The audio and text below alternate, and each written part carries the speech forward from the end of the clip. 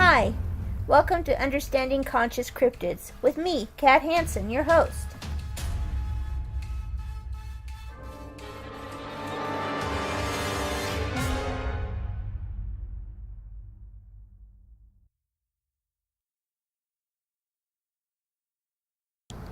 Hi everyone, it's me, Kat.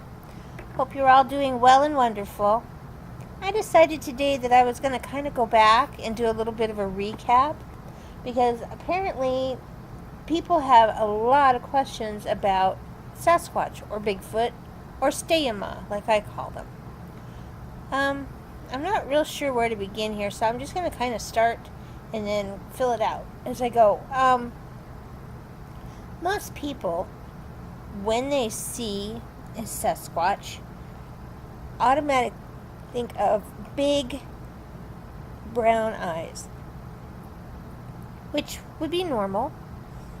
But then there are those people that come across the red eye and then the green eyes.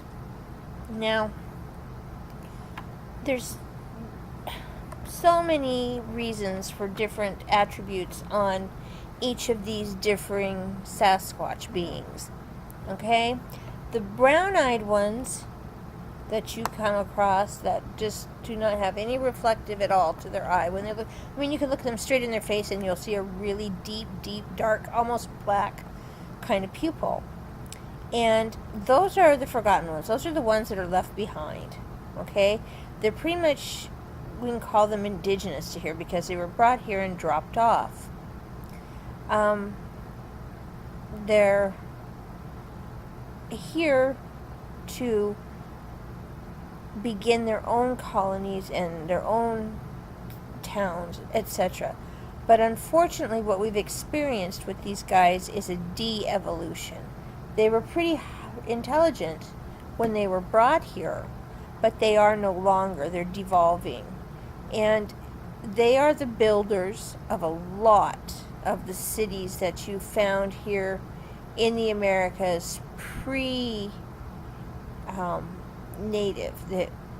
These guys built the mounds that you find all over the place down south, back east.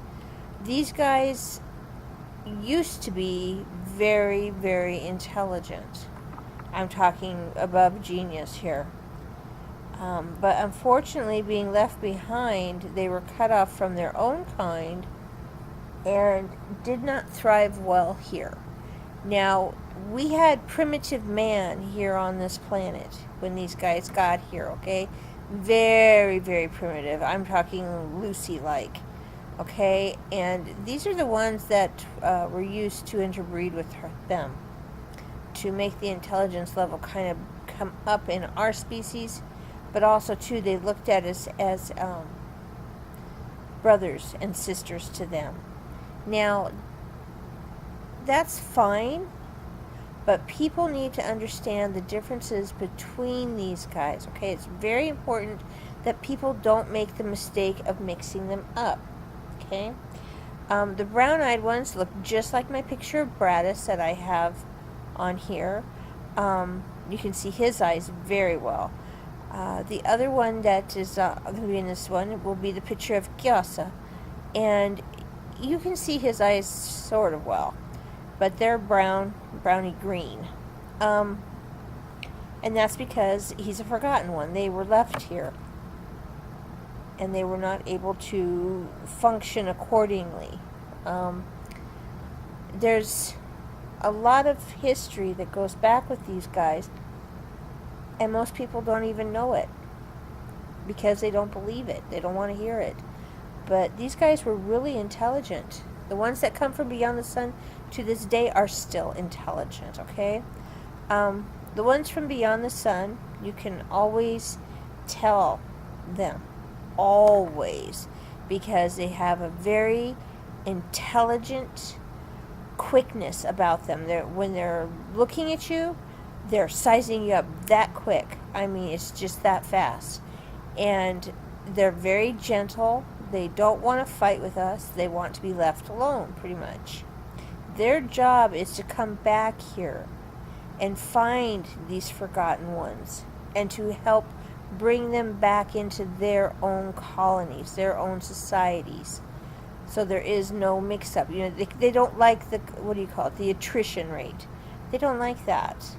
So they're trying to figure out how to collect them and regroup them and colonize again, which is fine because the Earth is a learning planet. You know, we need to allow everyone, everything to be here that needs to be here, okay? The ones that have the green eyes are personally my favorites, because the ones with the green eyes have two things going for them. They either have a very wild, dangerous kind of aspect to them. It's almost like you're messing with a keg of dynamite. You don't really know what's going to happen.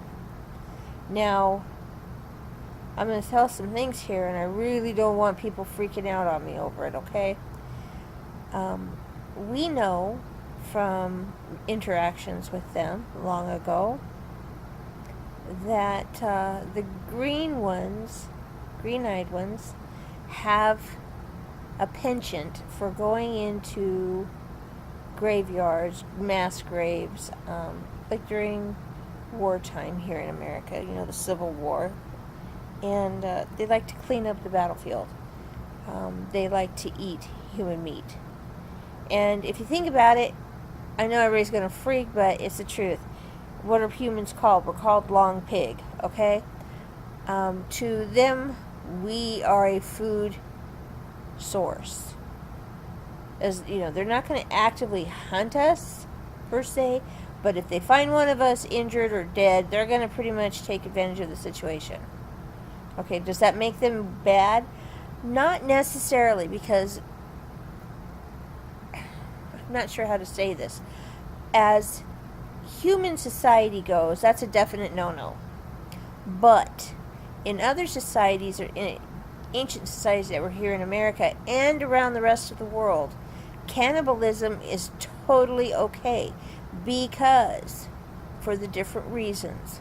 Okay, here we had people that ate other pieces of people, so that way their strength and endurance and qualities that they had that were so stellar were taken into the body of the person eating that piece of meat.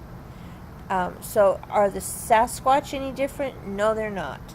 Okay, I've always been very honest about this. Okay, they will eat whatever they can get their hands on, and they are not picky like people are picky. Okay, because they're having to live day to day, hand to hand, mouth to mouth. You know, it's very hard to do this. So they look at finding something that's dead, or has died, or is injured and dying, as a blessing, a windfall. You know, they're going to take advantage of it and do it. I've had a few people contact me over the years about the green-eyed ones. They're very brave, very antagonistic, very cocky, come right up to the windows in your house and look in and growl at you, bare their teeth. They do this for a number of reasons. Like I said, again, they look at us as a sometimes food source, but also because they want to understand why we live in a box, and two, is there something in here that they need? But here's the kicker to all this. They can't come into your home unless it's for a very, very good reason. It's taboo in their society to come into our homes. So when they come in, it better be for a really good reason to their own people. Okay? Now, the other thing I want to talk about are the red-eyed ones. Okay, I get a lot of letters on these guys. These guys can shoot laser beams from their eyes. At least that's what people tell me. But that's not really the truth. Okay. Okay, what they are seeing is the infrared in their eyes. They've got these cool eyelids. All classes of this being of Sasquatch have the coolest eyelids. They're almost like a cat's nictitating membrane. And when you see red, it's because they're using, they've switched their vision over to the infrared. Now, that being said, I've done a couple interviews and I've explained to people that when you see red-eyed Sasquatch, you need to leave. And that is true, because they are hunters. You know, they will eat you, they will kill you, eat you, string you up, use whatever part of you they want, you know, for whatever. And that is the truth, and I know it scares people, but if you're not made aware of these things, then how are you expected to prepare for these things? So that's my whole intent here, is to make sure that you are prepared if, in the event, you have an encounter with one of these guys. Okay? I've said many times, if you're out hunting and you've got a deer or a pig or whatever, rabbits, and you see or have a confrontation, excuse me, I had to yawn, with one of these red-eyed guys, then my advice has always been really simple and point blank. Throw or drop, if it's too heavy, the thing that you've killed that's bleeding. Throw it or drop it right at him, and you take off in the opposite direction. I don't care if you have to drop your gear, you know, your hunting gear or your camping gear or whatever. You can always come back for that. What you cannot come back for is if you are dead and your family can't have you around. These guys will kill you. They have no compunction about it. They've gone right off the deep end pretty much. They're doing their own little thing, and in so doing, these guys have become really, really devolved. You know, they are the type that will just look at you and decide, oh, food, let's eat it, you know, and that's what I'm trying to make people understand. If you have contact like this with these guys, you need to run. You need to get out of there. Don't look back. Don't make eye contact with them. You know, I've had so many people contact me and say, well, I felt like staring them down. And then when I did this, their whole attitude changed. They got violent. Gee, you think? If I'm telling you, do not look at this thing, then don't. Because if you do, it's going to be bad. Okay? It's just that simple. These guys eat people. They will kill dogs. They will kill livestock. They just don't care. All these guys care about is feeding themselves. Now, that being said, I'm going to go into their origins. The red-eyed ones, we always call them chunkwe. Chunkwe are foul-smelling, aggressive, dangerous, red-eyed Steamer Sasquatch. They come up from the bowels of the earth. These guys lived inside Naniweo long time ago. Okay?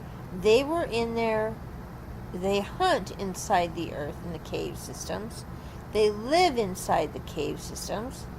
They've developed their eyesight specifically for dealing with the darkness. So if you encounter them at dusk or dark, you're screwed.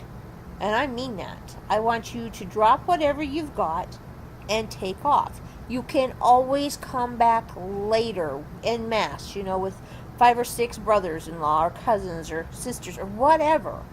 Just so long as you make it out and come back for it. That's the whole point, is staying alive. You guys need to know that, right? Everybody, the whole point is making it out safely. Okay? So, the point that I'm making here with these guys is that red eyes are dangerous, green eyes are semi-dangerous, and brown eyes are the ones that really just have the kindest, sweetest, almost like a puppy dog type of eye. If you look at Bradis's eye, you will see they're very wide and innocent and the same color as his hair.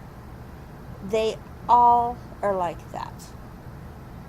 These are the forgotten ones. These are the ones that are left here for us. And I'm pretty sure this is, at least from what I've seen, this is what we are predominantly as human beings interacting with and have interacted with, because the others were so brutal that we couldn't interact with them. There was just no way. The danger zones, I've got different levels of danger for people. Okay, if you see something that terrifies you, then you're a wise person, because it's a fool who isn't afraid of anything. Okay? I really want to drive that message home, because you have a gut instinct for a reason. It's survival. I mean, if you're standing there looking at something and your brain is registering what you're looking at, and it's telling you, ding, ding, ding, ding, ding, there's danger here, then you need to overcome that feeling of your feet being planted to the earth. Take a step back, spin around, put your eyes down, don't look at it. Whatever it takes to break that feeling that you're staring right into disaster. Once that's broken, turn around and run. Okay? One of two things is going to happen, and this is point blank to the point. Either A, he's going to chase you, or B, he's not really going to give a damn. Okay? These guys are not as complicated as a lot of people like to make them out to be. The ancient ones you can talk to, and they will hold a conversation with you just like you're talking with a human being. Okay? They know. They're very intelligent. Well, they have to be intelligent. They make ships, okay? They use portals. Come on now. You know, if you're going to tell me that that's not intelligence, then I don't know what is. So they're highly intelligent. I mean, when I talk to the ones that I have spoken to, they are very intelligent, willing to hand down knowledge, trying to help. They're almost like an interspecies ambassador. Okay? And we've known about them forever, ever and ever. Most Native American tribes call them the ones from beyond the sun, or the ancient ones, because they were here a long time ago before humanity ever got started. I want it understood so that people understand themselves that these beings are not here to harm you. But there are some, just like there are in every part of the world, that are obnoxious, conniving, evil, dangerous.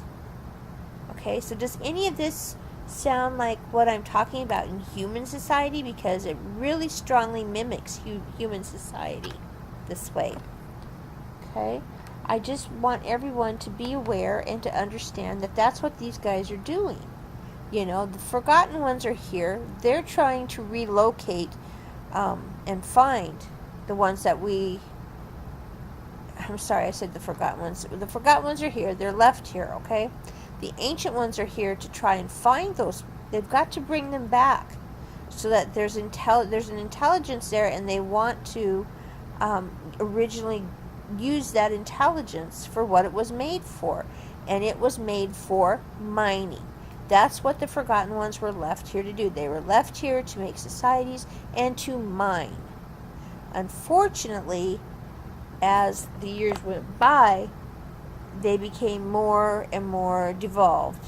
Instead of evolving, they devolved. And that's what's going on with them. So, like I said, there are some different variations there on the types of beings that people are interacting with. Remember, red eyes are not good. Okay, these guys are too aggressive. They will challenge you. They will come right up to your window and break it if they had to. You know, I mean, these are the guys that people need to be afraid of. So, just letting everyone know. Okay, that's the end of this one. I'll figure out something else to talk about. You know me, gab, gab, gab. And besides, people keep sending me letters telling me what they want and how they want it.